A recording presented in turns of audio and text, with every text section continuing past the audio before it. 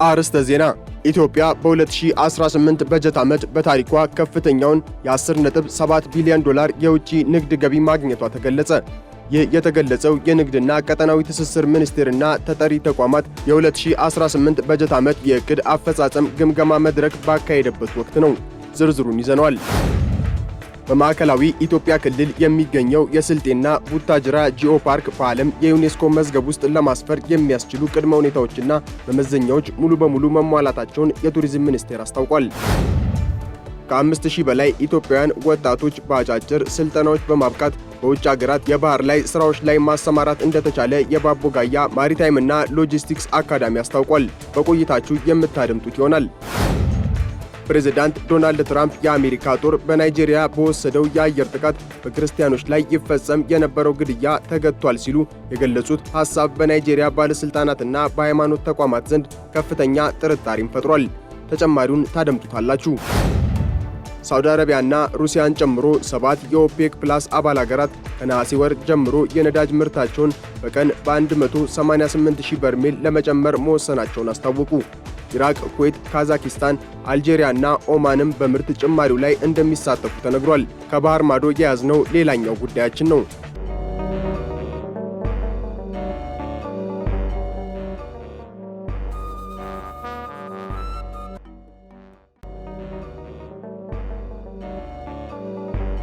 ኢትዮጵያ በ2018 በጀት ዓመት በታሪኳ ከፍተኛውን የ10.7 ቢሊዮን ዶላር የወጪ ንግድ ገቢ ማግኘቷ ተገለጸ። የንግድና ቀጠናዊ ትስስር ሚኒስቴርና ተጠሪ ተቋማት የ2018 በጀት ዓመት የዕቅድ አፈጻጸም ግምገማ መድረክ እየተካሄደ ይገኛል።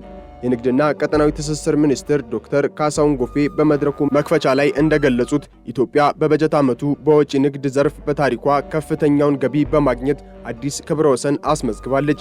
እንደ ሚኒስቴሩ ገለጻ በበጀት ዓመቱ ከወጪ ንግድ 10.7 ቢሊዮን እና ከዛ በላይ የአሜሪካ ዶላር ገቢ የተገኘ ሲሆን ይህም ከ100 በመቶ በላይ የዕቅድ አፈጻጸም የታየበትና ሀገሪቱ በታሪኳ ከፍተኛውን የኤክስፖርት ገቢ ያገኘችበት ዓመት ሆኖ ተመዝግቧል ብለዋል። ይህ ስኬት የተመዘገበው ተቋማዊ የሪፎርም ስራዎችን በቁርጠኝነት ከመተግበርና የግብይት ስርዓቱን ከማዘመን ጋር ተያይዞ መሆኑ ተመላክቷል። በሪፎርሙ ስራው ውጤታማ ከሆኑ ተቋማት መካከል የኢትዮጵያ ምርት ገበያ ተጠቃሽ ሆኗል። ተቋሙ ከዚህ ቀደም በ2 ሚሊዮን ብር ዕዳ ውስጥ የነበረ ቢሆንም በበጀት ዓመቱ በተከናወነ ጥልቅ የሪፎርም ሥራ ከ800 ሚሊዮን ብር በላይ ትርፍ ማስመዝገብ መቻሉን ሚኒስትሩ አንስተዋል። በማዕከላዊ ኢትዮጵያ ክልል የሚገኘውን የስልጤና ቡታጅራ ጂኦ ፓርክ በዓለም የዩኔስኮ መዝገብ ውስጥ ለማስፈር የሚያስችሉ ቅድመ ሁኔታዎችና መመዘኛዎች ሙሉ በሙሉ መሟላታቸውን የቱሪዝም ሚኒስቴር አስታውቋል። በሚኒስቴሩና በዩኔስኮ የአዲስ አበባ ቢሮ ተወካዮች የተመራ ልዑካን ቡድን በማዕከላዊ ኢትዮጵያ ክልል እያካሄደ ያለውን የመስክ ምልከታና የማረጋገጫ ሥራ አከናውኗል። የቱሪዝም ሚኒስትር ዴታው አቶ ስለሺ ግርማ በመርሃ ግብሩ ላይ እንዳመለከቱት በማዕከላዊ ኢትዮጵያ ክልል የሚገኘው የስልጤና ቡታጅራ አካባቢ ጂኦ ፓርክ የሀገሪቱ የመጀመሪያው የዩኔስኮ ጂኦ ፓርክ ሆኖ እንዲመዘገብ ለማድረግ ባለፉት 2 ዓመታት ሰፊና ተከታታይ የጥናት ሥራዎች መከናወናቸውን ገልጸዋል። የፓርኩን የጂኦሎጂ ሀብትና የምድር አፈጣጠር ታሪክ በተመለከተ እንደ ፕሮፌሰር አስፋው ወሰን ያሉ ታዋቂ የኢትዮጵያ ጂኦሎጂስቶች ዓለም አቀፍ ጥናቶችን አጥንተው እንዲታተሙ መደረጋቸውና የዩኔስኮ ዶሴ ሰነዶችን የማዘጋጀትና የማሳተም ሥራ መጠናቀቁ ተገልጿል። ከዚህም ባለፈ በጂኦ ፓርኮች የቱሪስቶች መረጃ ሰጪ ማዕከል፣ አቅጣጫ ጠቋሚ ምልክቶች፣ ቢልቦርዶችና የመረጃ ፓናሎችን ጨምሮ አስፈላጊ የመሠረተ ልማት ሥራዎች ሙሉ በሙሉ መከናወናቸውን አንስተዋል።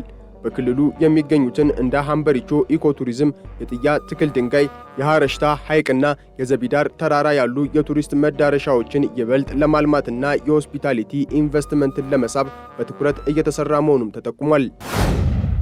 ከ5000 በላይ ኢትዮጵያውያን ወጣቶችን በአጫጭር ስልጠናዎች በማብቃት በውጭ ሀገራት የባህር ላይ ስራዎች ላይ ማሰማራት እንደተቻለ የባቦጋያ ማሪታይምና ሎጂስቲክስ አካዳሚ አስታውቋል።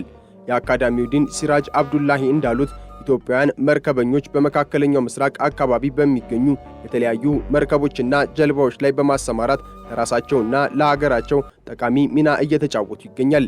አካዳሚው ሰልጣኞችን ተቀብሎ እያሰለጠነ እንደሚገኝ ገልጸው በዚህም ለሀገር ከፍተኛ አስተዋጽኦ ማበርከት የሚችሉ መኮንኖችን የማፍራት ሥራ እየተሰራ ነው ብለዋል።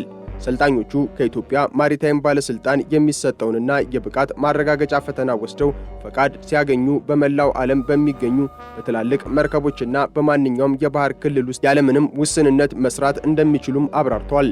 ወደ ማሪታይም ኢንዱስትሪው አዲስ ለሚቀላቀሉ ሰልጣኞች እሳትን መከላከልና መቆጣጠርን ጨምሮ በየደረጃውና በየባህር ማዕረጉ የተለያዩ ስልጠናዎች እየተሰጡ እንደሚገኙ የተገለጸ ሲሆን አካዳሚው በዓለም አቀፍ ደረጃ የተደረጉ ዘመናዊ መሻሻሎችን በማካተት ባህረኛው ብቁ እንዲሆን የሚያስችል ደረጃውን የጠበቀ ስልጠና እንዲያገኝ የሚያስችሉ ስራዎች እየተሰሩ እንደሚገኙም አስረድተዋል።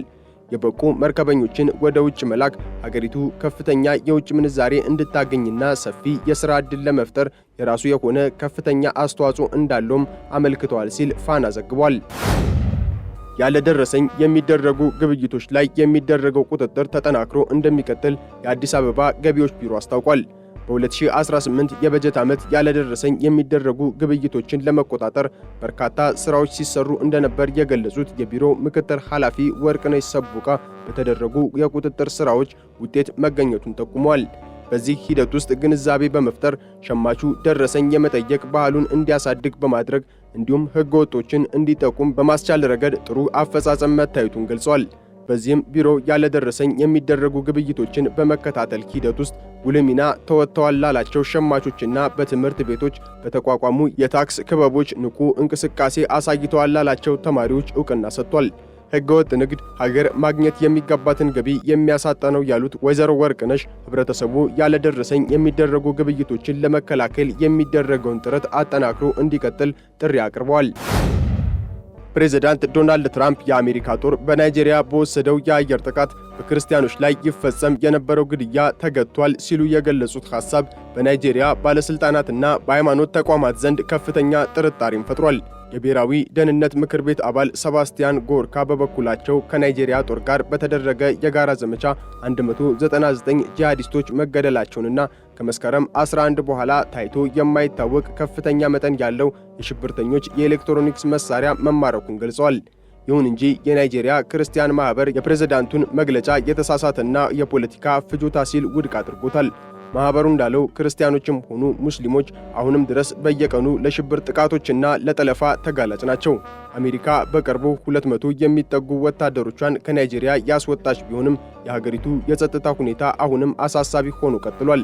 ከጂሃዲስቶች ተማረከ የተባለው የኤሌክትሮኒክስ መሳሪያም ናይጄሪያ የዓለም አቀፉ የአይኤስኤስ የሽብር ማዕከል እየሆነች መሆኑን አመላካሽ ነው የሚል ስጋትም ፈጥሯል።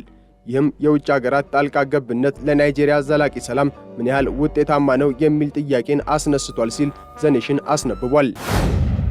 ሳውዲ አረቢያና ሩሲያን ጨምሮ 7 የኦፔክ ፕላስ አባል ሀገራት ከነሐሴ ወር ጀምሮ የነዳጅ ምርታቸውን በቀን በ188,000 በርሜል ለመጨመር መወሰናቸውን አስታወቁ። ይህ ውሳኔ የተላለፈው በአሜሪካ እስራኤልና በኢራን መካከል ተከስቶ የነበረው ግጭት ጋብ ብሎ የዓለም የነዳጅ ገበያ የማገገም ምልክቶች ማሳየቱን ተከትሎ ነው። እንደ ዘገባው ከሆነ ኢራቅ፣ ኩዌት፣ ካዛኪስታን፣ አልጄሪያና ኦማን በምርት ጭማሪው ላይም ይሳተፋሉ ተብሏል። በኢራን ላይ ተጥሎ የነበረው የባህር ላይ እገዳ መላላቱና ቁልፍ የንግድ መስመር የሆነው የሆርሙዝ የባህር ወሽመጥ ዳግም መከፈቱን ለዚህ ውሳኔ መነሻ ሆኗል። የብሬንት ድፍድፍ ነዳጅ ዋጋ በአሁኑ ወቅት ወደ $72 ዝቅ ብሏል። ይህም ጦርነቱ ከመጀመሩ በፊት ወደ ነበረበት ደረጃ መመለሱን ያሳያል።